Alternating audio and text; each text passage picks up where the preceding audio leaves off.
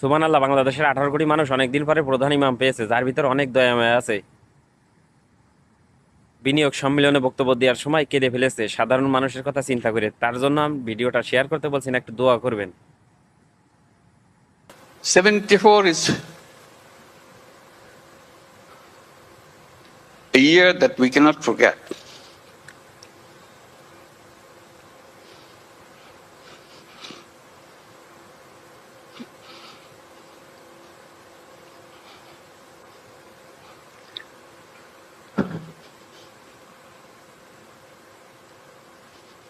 Sorry.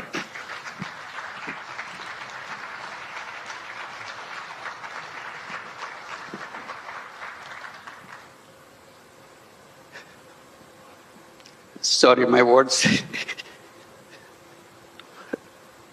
I cannot bring my word. People died of hunger. A famine throughout the country.